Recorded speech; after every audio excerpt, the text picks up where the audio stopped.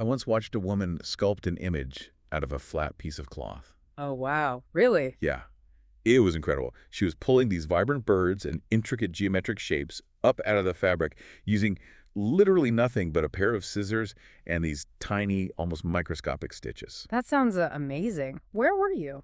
I was sitting in the shade of a palm thatch roof on this low coral island. I mean, we were barely above the waterline.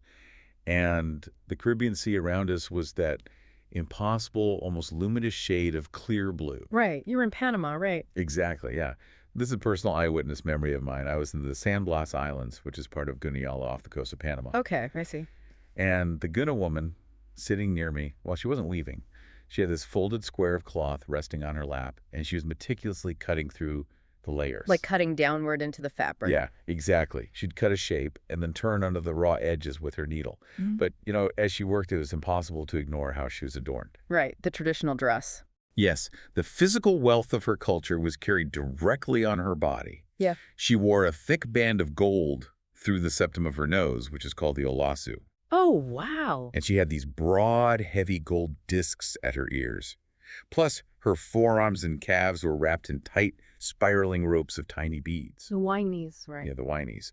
Striking geometric patterns everywhere. It's a completely different way to look at wealth. It really is a striking visual reality, and it forces us to reconsider the fundamental mechanics of how a society displays and preserves its cultural capital. Right, which brings us to the actual mission of our deep dive today. Exactly, because throughout this series, for those of you listening, we've investigated the concept of abundance. We've looked at what happens when a society achieves a resource surplus. Right, when they have more calories or wealth than they literally need just to survive. Yeah, but historically when we study that surplus, we do it by standing in a ruin. We look backward at static, broken stones. Like reading the story of the Maya or the Romans off empty tombs. Yeah. Precisely. But the Guna represent a total inversion of that test. Because we are looking at a living people. Yes. This is a surplus culture that is being practiced and worn and sold right in front of you today. It is not some museum exhibit safely locked behind glass. And it is certainly not a lost civilization. No, it's happening on those islands right now. Yeah. And the underlying argument we've been tracking is that a surplus of resources buys the people free time. Right. And that free time is the engine for cultural capital. Art, complex political organization, philosophy. But the crucial lesson the Guna offer is that a surplus culture is never automatically secure. It's just not. It doesn't survive simply by virtue of being beautiful. Or deeply rooted in history. Yeah. It only survives if a people consciously and effectively organize politically to defend it. That is the central tension we are going to explore. Because when we examine cultures that poured their surplus into massive stone pyramids or, hoarded their gold in subterranean vaults. We see societies trying to outlast time through sheer mass. Exactly. But the Guna took an entirely different approach. They carry their wealth. Which poses a totally fascinating question, right? Think about human behavior. If the natural impulse of an empire is to bury its wealth in a tomb, or anchor it to the ground in a giant monument. Yeah. What does it structurally mean for a civilization to literally wear its wealth on the living body, sitting on a beach in the present day? It changes everything about their vulnerability and their political cohesion. Right. So to answer that, we first have to map the literal physical foundation of that wealth.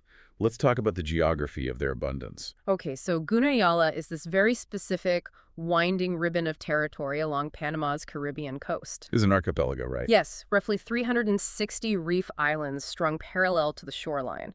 Out of those 360, roughly 49 to 55 are inhabited. And we have to understand that this environment is not rich in the traditional agricultural sense. Like you can't grow vast fields of wheat there. Not at all.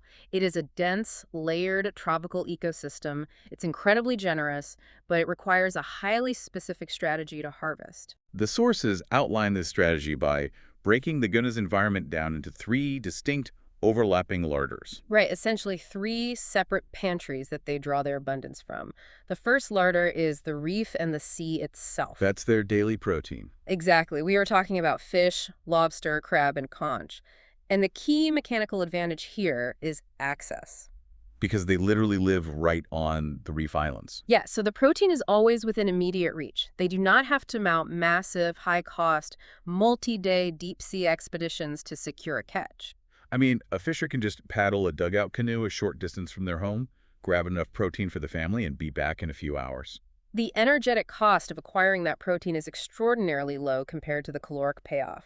That is the foundational pillar of any surplus. Spending less energy to get food than the food actually provides. Exactly. But you cannot build a complex society on protein alone. You need carbohydrates, fresh water, building materials. Which brings us to the second larder, the mainland forest. Right, because the coral islands are tiny. Yeah, they're mostly just sand and crushed coral. They lack the deep, fertile soil you need for large-scale agriculture. So the Guna operates a dual environment system. Right, they maintain these extensive garden plots across the water on the mainland coast. That is where they cultivate plantains, bananas, and root crops. It's where they harvest timber and palm fronds to build their homes. And crucially, the mainland is where the freshwater rivers flow for drinking water. It is a masterful system of geographical arbitrage. What do you mean by that? Well, by living on the small coral islands, they benefit from the constant ocean breezes.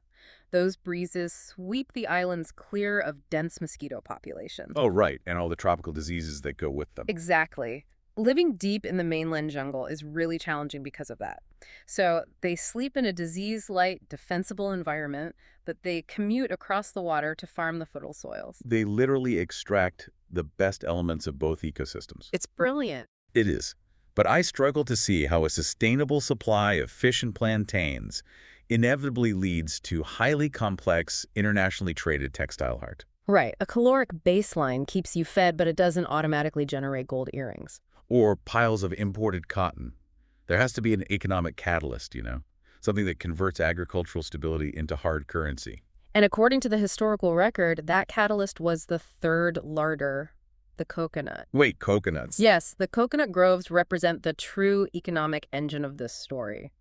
By the 19th century, the Guna were harvesting massive quantities of coconuts. But how does that work? The coconut seems incredibly fragile compared to trading timber or precious metals. You'd think so. Didn't relying on a single trop make them vulnerable to manipulation by passing ships? It might seem fragile today, but in the context of 19th century maritime trade, it was invaluable. The coconut has a long shelf life without needing preservation. Okay, that makes sense. It comes in a relatively standardized size, making it easy to count and value.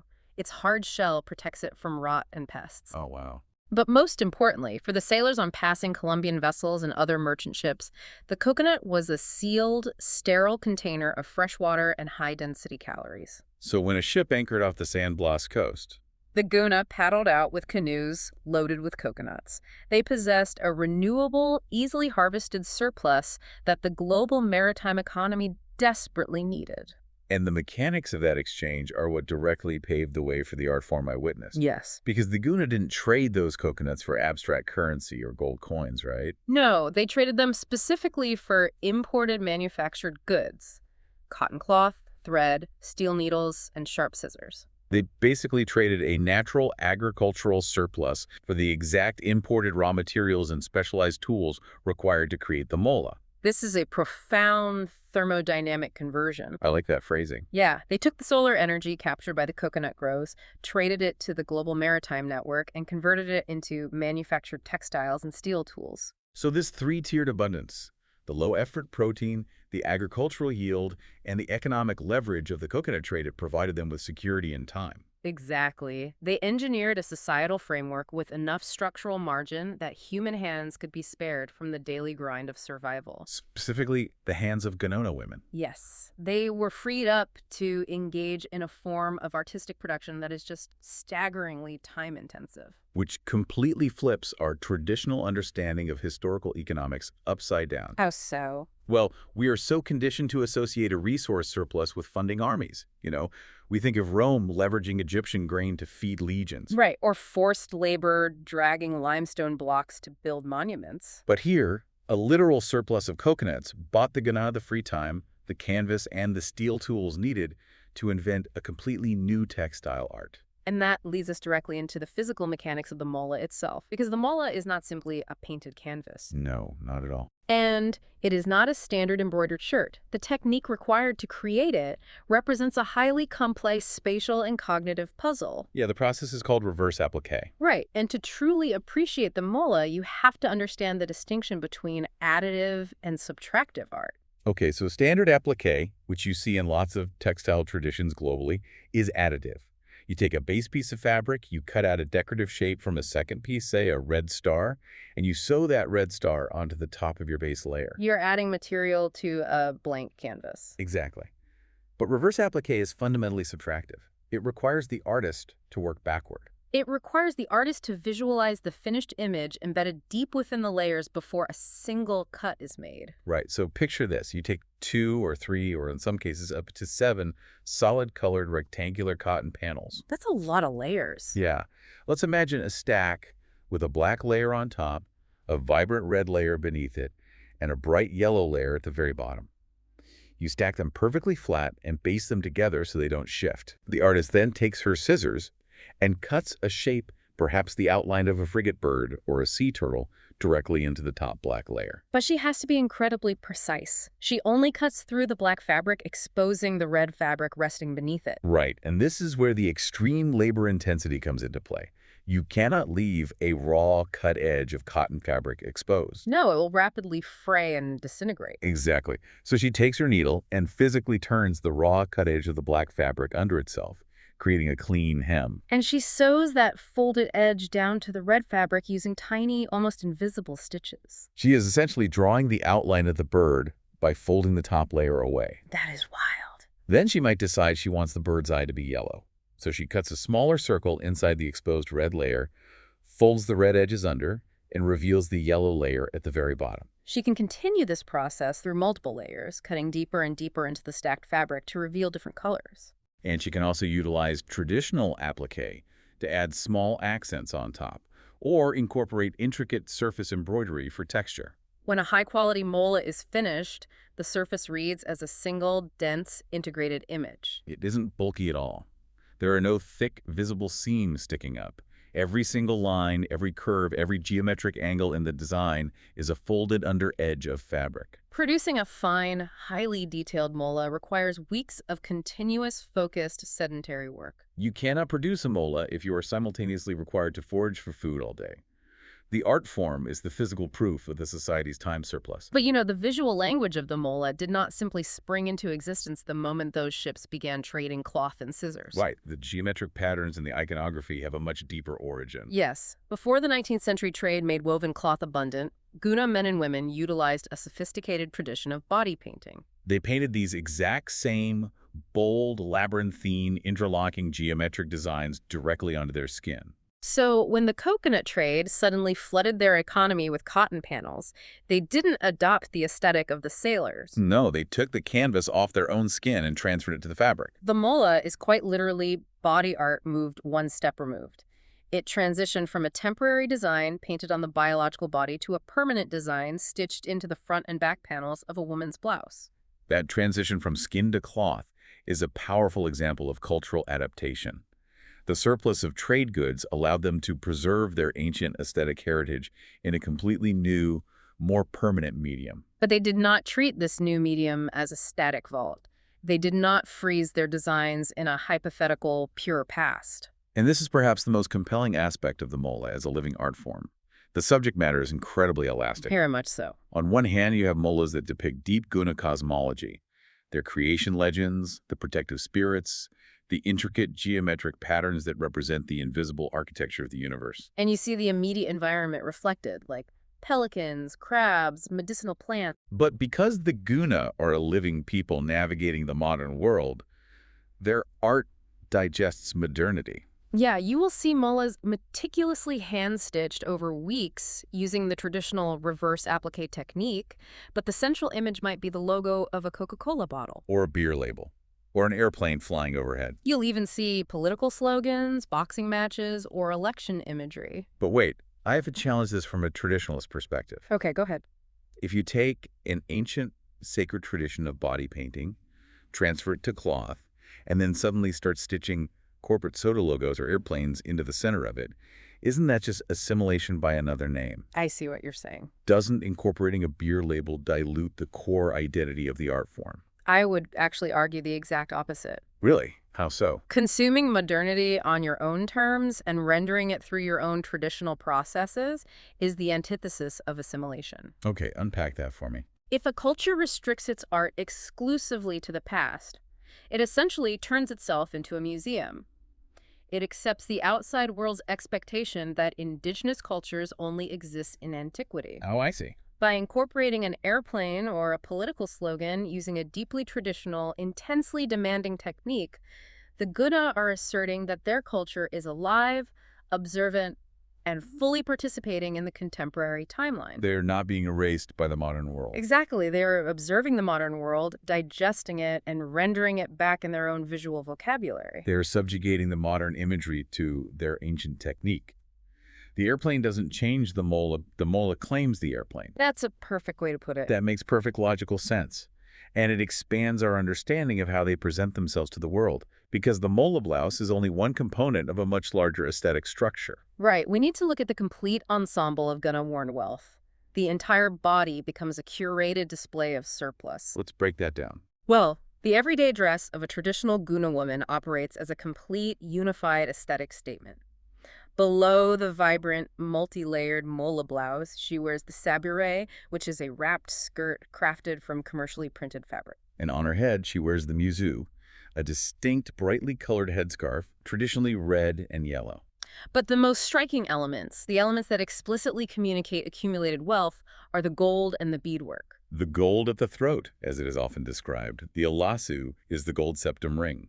Traditionally, this ring is put in place when a girl is quite young. And she keeps it for her entire life, right? Yes, it is not just a piece of jewelry you take off at the end of the day. It is a permanent physical signal embedded in her face that communicates her inherent value and the protection of her community. And you pair the alasu with the large, broad gold plate earrings.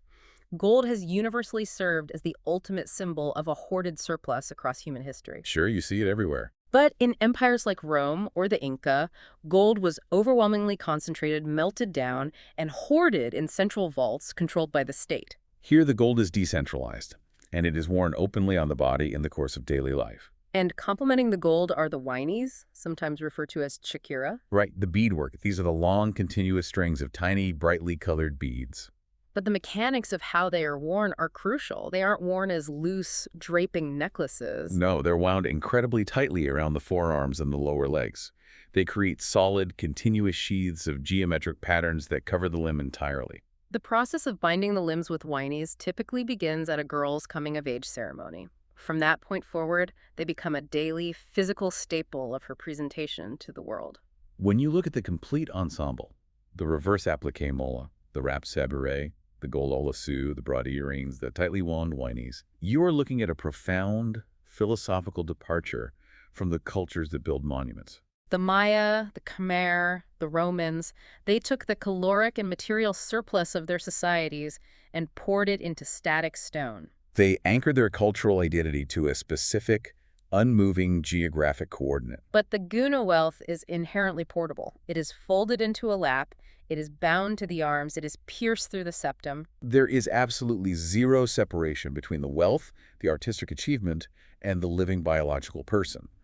The surplus is carried on the body as a walking, breathing declaration of heritage. It's the ultimate wearable technology. Exactly. But instead of monitoring biological data, it is broadcasting political and cultural identity. You can pack up your civilization's entire aesthetic and economic wealth, physically put it on your back, and walk away. That absolute portability has to change the power dynamics of a society. Think about it.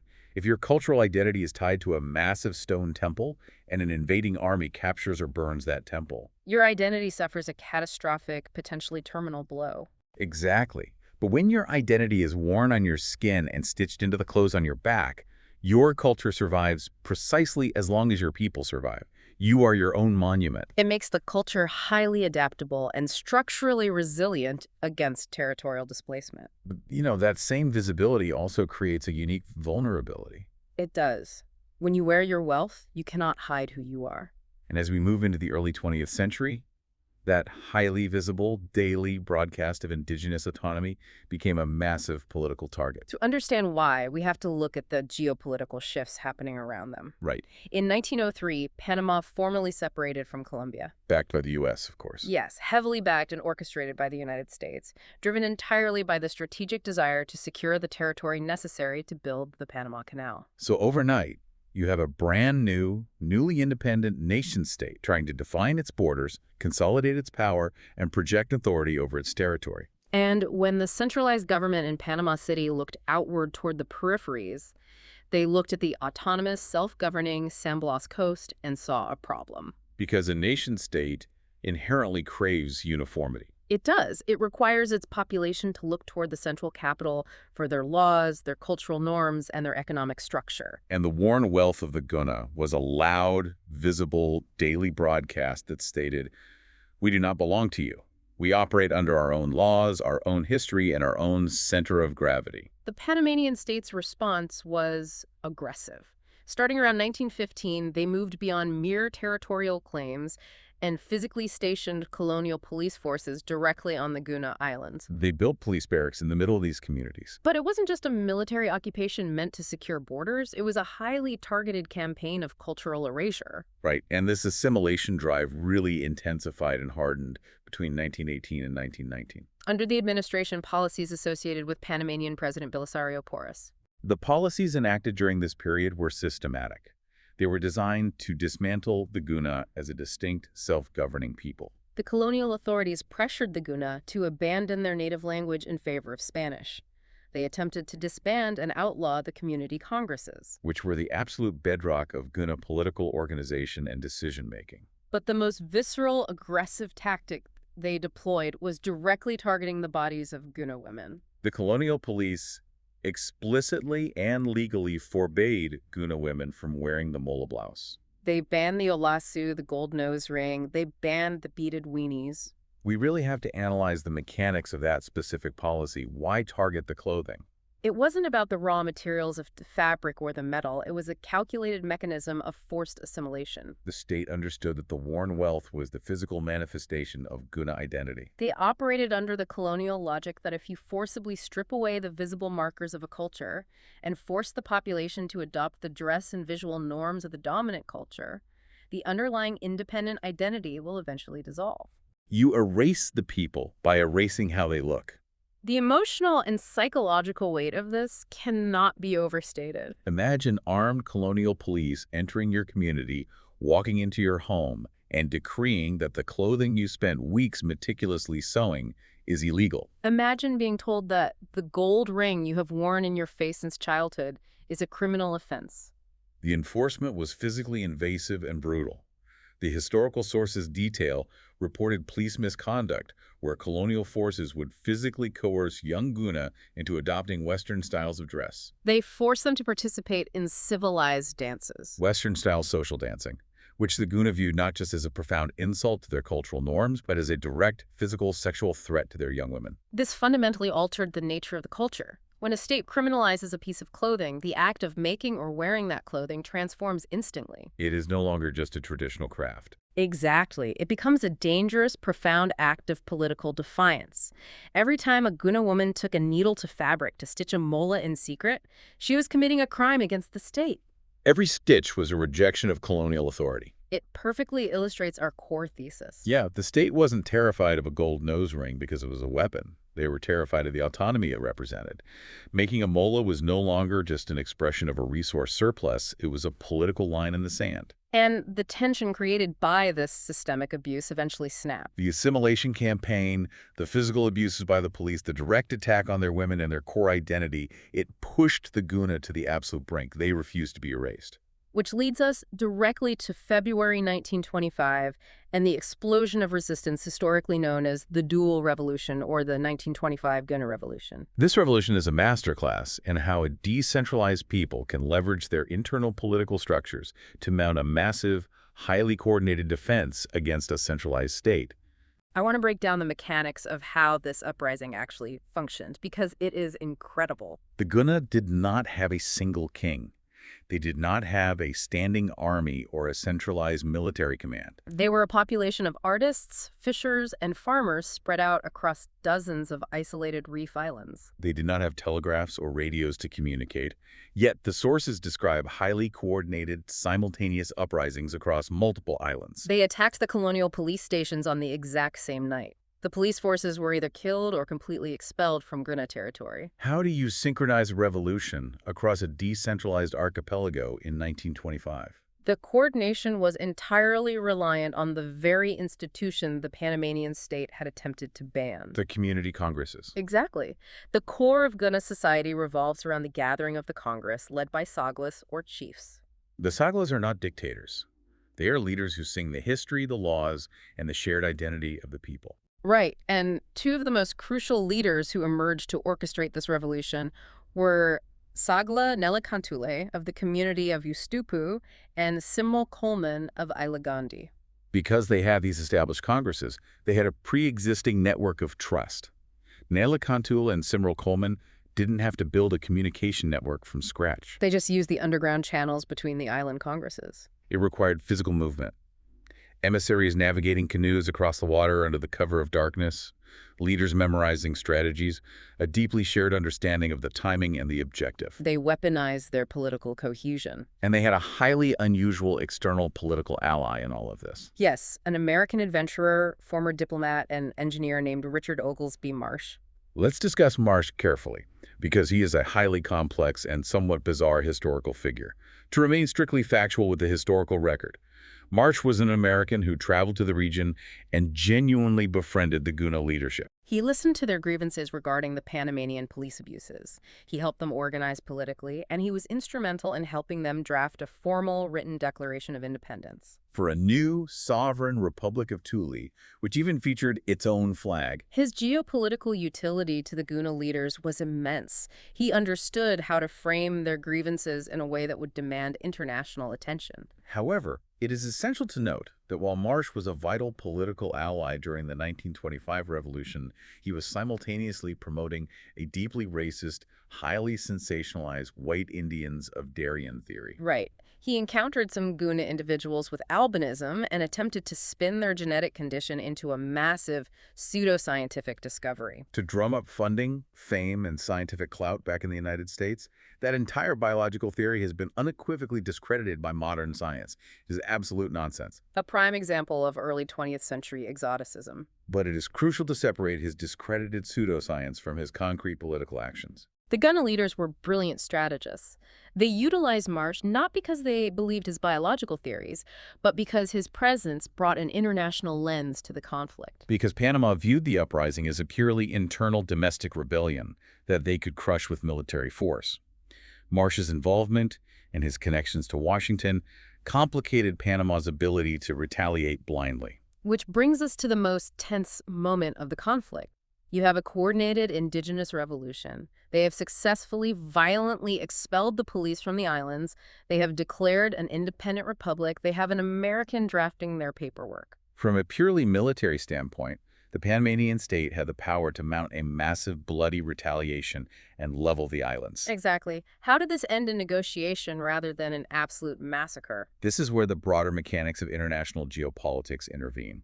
In late February and early March of 1925, the United States formally gets involved. The U.S. cruiser, the USS Cleveland, anchors directly offshore of the San Blas Islands. And the U.S. Minister to Panama, John G. South, steps in to physically mediate the terms between the Guna leadership and the Panamanian government on the deck of that ship. We need to analyze the mechanics of this U.S. mediation impartially. Right. The United States did not send a warship out of an altruistic desire to protect indigenous textile art. The U.S. was the dominant imperial power in the region. Deeply and financially invested in the operation of the recently completed Panama Canal. The absolute last thing Washington wanted was an ongoing, bloody, destabilizing civil war occurring right on the Caribbean coastline adjacent to the canal zone. It was an intervention driven by pragmatic self-interest and a desire for regional stability. But regardless of the imperial motives, the physical presence of the USS Cleveland changed the leverage. Panama could not indiscriminately bombard the Guna Islands with a heavily armed U.S. naval cruiser sitting directly in the crossfire. The ship provided a neutral, heavily enforced space that forced the Panamanian state to the negotiating table. And the settlement that emerged from those negotiations fundamentally altered the legal trajectory of the Guna people. The terms of the settlement were a massive structural victory. The Panamanian government formally agreed to respect Guna customs. They agreed to respect their self-organization and the authority of their community congresses. They completely halted the forced Spanish language schooling, and they drastically curtailed the presence and authority of the colonial police in the territory. The 1925 settlement was not merely a temporary ceasefire. It established the legal precedent that led to decades of vital, permanent victories. Like in 1930, Panama passed legislation officially beginning to legally define the indigenous reserve. And by 1938, they formally established the San Blas comarca. This is a monumental historical marker. It was Panama's very first officially recognized indigenous territory. Moving into the 1940s and 50s, the legal framework was further solidified with the creation of the Organic Charter, which formally consolidated Guna self-rule under the authority of their own general congresses. It is an incredible historical achievement. A decentralized community of coconut farmers, fishers, and artists successfully formed a synchronized military and political alliance, expelled an occupying police force, and forced a nation-state to grant them legal autonomy. Which loops us back to our foundational premise. A surplus is not automatically safe. The abundance as identity that the Guna created, the molas, the gold, the beadwork, was on the absolute brink of being legislated out of existence. The only reason it survived, the only reason you can watch a Guna woman stitching a mola on a beach today is because the Guna utilized their community congresses to organize and fight. The mola and the gold became protected, enduring expressions of an autonomous people solely because they had the political cohesion and the will to back it up. They actively refused to let their culture become a frozen museum piece. And that refusal brings us into how they are adapting to the present day, because this is a living history. We are talking about a people who are actively navigating the complexities of the 21st century. As we approach the centennial of the 1925 revolution in the year 2025, the Guna face entirely new pressures. The colonial police forces are long gone, but new global forces are arriving at their shores. Tourism is one of the most visible modern challenges. The sheer physical beauty of the Caribbean coral islands, combined with the global aesthetic appeal of the mola, brings thousands of international tourists to Guna Yala. And the molas themselves have transcended the islands. They are now sold as international commodities. You can find them in high-end art markets in Panama City, in global museum collections, and in the homes of private collectors worldwide. The Guna have to actively manage the mechanics of how their culture is consumed by outsiders. The tourism economy creates a new, modern iteration of a surplus, injecting global capital into the islands. But it also introduces a new vulnerability. Right. If a society commodifies its core identity too deeply to appease an outside audience, it risks hollowing out the cultural meaning of that art. The Guna General Congress understands this deeply. They actively regulate the mechanics of tourism, who can build hotels, where tourists can go, how goods are sold to ensure that the economic influx happens on their terms. Protecting their autonomy from being eroded by global market forces. But there is a much more severe existential threat looming over the archipelago than the pressures of the tourism market. Climate change. Yes, the Guna rely entirely on a reef-and-forest surplus. But due to climate-driven sea level rise, the Caribbean is physically rising. The very reef islands that provided them with their security, the islands with the ocean breezes that kept the mosquitoes away, are slowly sinking. During severe storm surges, the ocean waters are now physically breaching the islands, flooding homes and Congress houses. It is a devastating global irony. The massive industrial surplus of carbon, generated over a century by distant, heavily industrialized nations, is literally melting the ice caps and drowning the highly sustainable local surplus of the Guna. The environmental baseline that allowed them to flourish is being altered by forces completely outside their political control. It is forcing some Gun Island communities to make an incredibly painful, complex logistical decision. They are beginning the process of physically abandoning the sinking coral islands and relocating their entire communities back to the mainland forest. Can a culture built so heavily on the specific abundance of an island ecosystem survive if the physical islands themselves disappear beneath the waves? Well, if we look closely at the mechanics of their history, the answer is found in their adaptability. Remember the timeline we established. Their ancestors originally lived exclusively on the mainland and along the rivers before migrating out to the coral islands centuries ago. Their transition to the reef was a strategic adaptation. Their transition from body painting to reverse applique textiles was an adaptation. They survived the loss of the mainland, they survived the influx of global trade, and they survived the assimilation bans. Because their ultimate resilience is not geographic, it is political.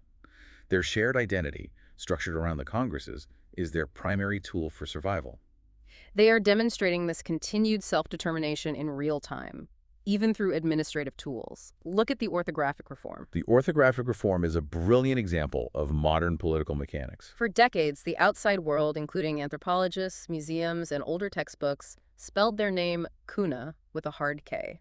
But in 2010, the Guna General Congress formally passed an orthographic reform.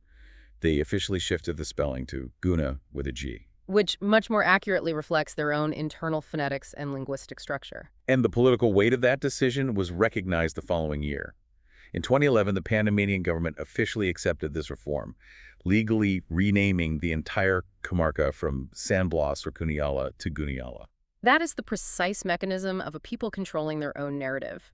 To an outsider, changing a single letter might seem like a minor administrative detail. But in the context of indigenous rights, it is a profound exercise of sovereign power. They are dictating to the global community exactly how they will be named. And they are forcing the nation-state to reprint the maps to reflect their reality. It is the exact same spirit of defiance that sparked the 1925 revolution, simply translated into the mechanics of 21st century diplomacy and cultural management. Let's pull all of these historical and physical threads together to establish the overarching lesson. Throughout this series, we have analyzed the broken ruins of historical empires. We investigated what an abundance of stone, or an abundance of taxed grain, or a massive surplus of manual labor allowed kings and emperors to build. And we saw how inevitably those centralized structures fractured under their own weight and fell into ruin. But today, we looked at a sown abundance. We looked at an abundance that was carried openly on the biological body. And the fundamental mechanical difference between the survival of the Guna and the collapse of those fallen empires was not a matter of scale. The Guna did not survive because they had more gold than the Roman Empire, or a larger agricultural footprint than the Maya. They survived because they actively, collectively, and politically chose to defend their wealth. They recognized that the multi-layered mola, the gold lasso in the septum, the tightly wrapped wanies, these were not merely decorative aesthetics. They were the physical, tangible manifestations of their right to exist as a distinct, autonomous people. And recognizing that the preservation of abundance requires an active defense is the perfect conceptual bridge to our upcoming series finale. Because in our next and final deep dive for you listeners tuning in, we are going to examine an entirely new classification of abundance. We will not be discussing the mechanics of the 19th century coconut trade, or the logistics of imported trade cloth, or the caloric yield of ancient grain silos. We're going to analyze the rapidly approaching abundance of the future, the massive influx of artificial intelligence, and the prospect of near-limitless, scalable energy. But the core thesis we established through the history of the Guna holds absolutely true for that technological future. A surplus is never self-executing.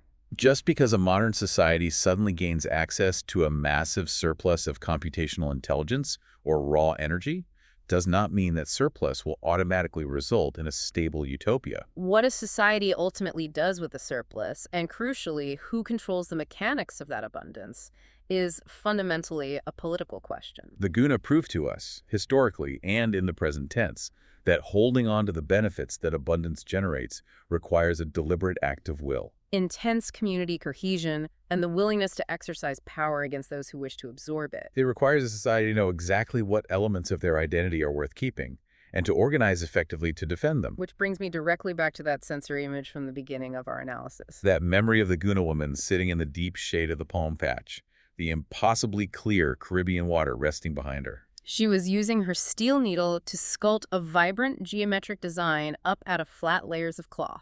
The heavy gold catching the ambient light at her face. She wasn't just making a shirt.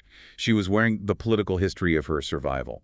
So I want to leave you with a final thought to mull over as we conclude this deep dive. If the Guna wear their cultural history and their economic surplus directly on their biological bodies to prevent it from being erased by the state, what is the modern equivalent for you? In our increasingly digital, increasingly intangible world, as we face our own incoming massive surplus of AI-generated data and virtual existence, what are the tangible, physical markers of your own identity? And more importantly, when the time comes, are you willing to organize and defend them?